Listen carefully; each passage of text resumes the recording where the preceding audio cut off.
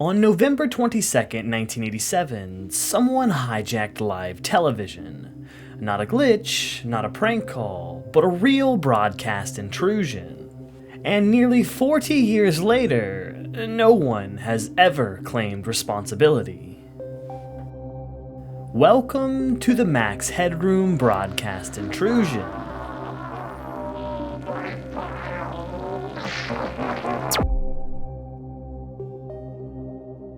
Chicago at nights has always carried a certain energy. In the 1980s, it was no different. Neon-lit bars, crowded dance floors, and skyline reflections shimmering across Lake Michigan. It was alive. But on Sunday nights, most of the city slowed down. Families stayed in, and televisions flickered in living rooms.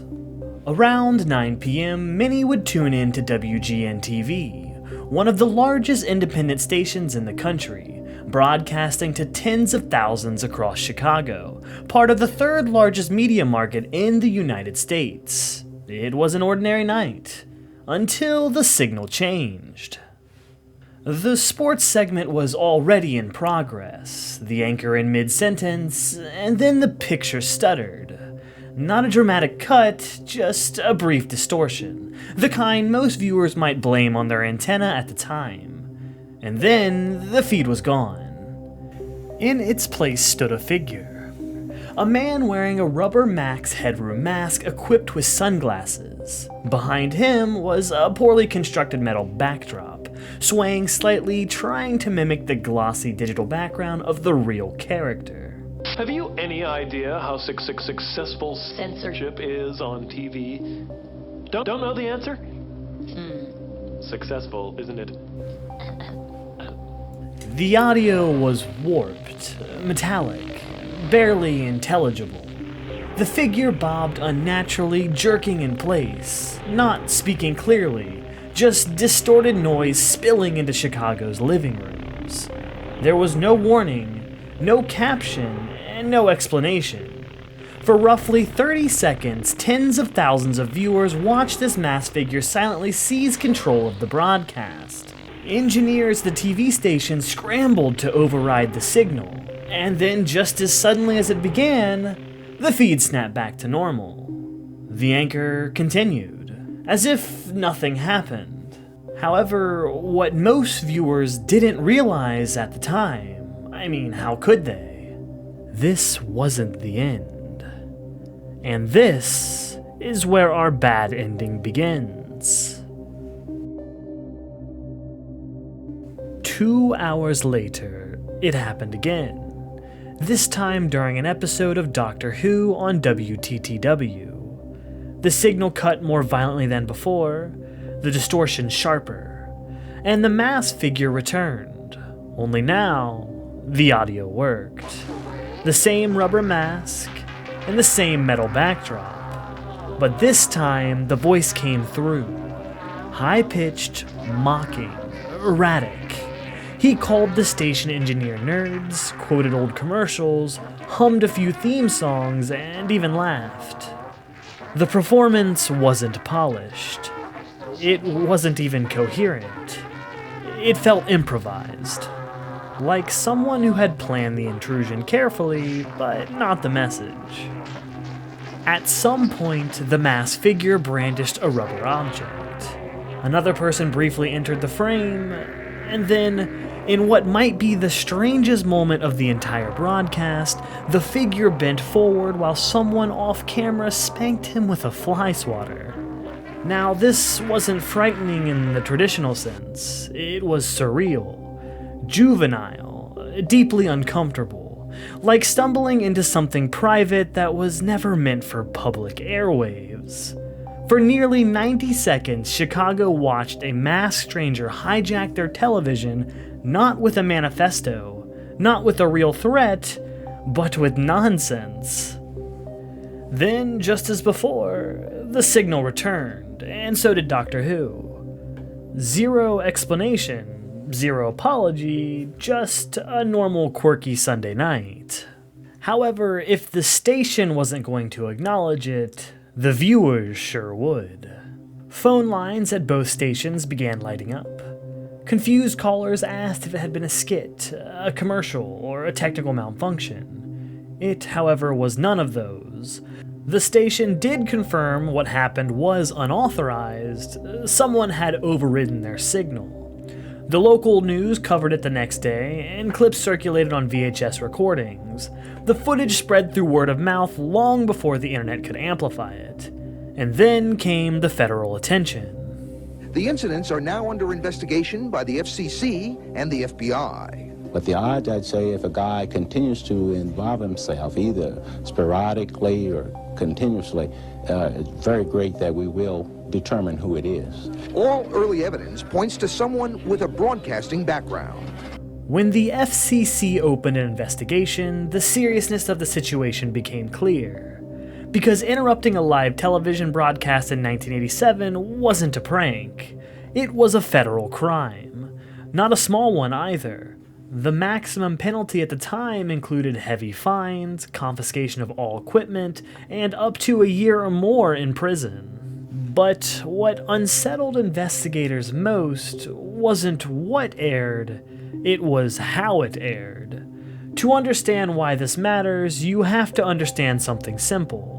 In 1987, you couldn't just hack a TV station. There was no Wi-Fi, no streaming servers, no digital backdoors. Television signals were transmitted through powerful microwave relay systems, beams sent from studio to tower and then tower to transmitter. To override a signal like that, someone had to know the exact broadcast frequency, have access to professional-grade transmission equipment, generate a stronger signal than the station itself, and position themselves within line of sight of the relay station. The point being, it wasn't just a teenager in some basement. This required money, planning, and technical skill. Most unsettling of all, timing. You see, the hijacker didn't just blast static into the air. They waited for precise moments in two different broadcasts, and then executed them both successfully. They then disappeared.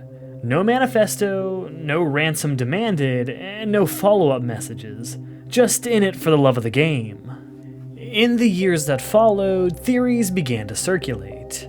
Some believed it was college students. Chicago is home to multiple universities with advanced broadcast programs, students with access to transmission equipment, and students with something to prove. It did make sense on paper, but no one ever came forward. Others suggested that it was a disgruntled station employee, someone who understood the relay timing. Someone who knew exactly where to position a competing signal. But internal investigations turned up nothing. Then there was the performance art theory. The entire intrusion was just a surreal critique of television itself. A masked caricature hijacking mass media just to mock it.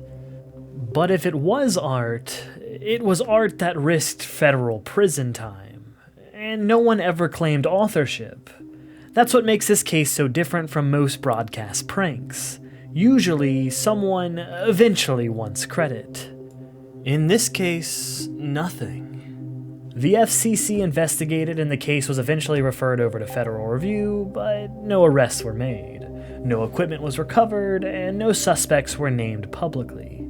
The trail went cold. Over time, the footage transformed from local news oddity into legend.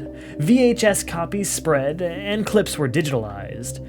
Early internet eventually adopted it, and what began as a crime became folklore.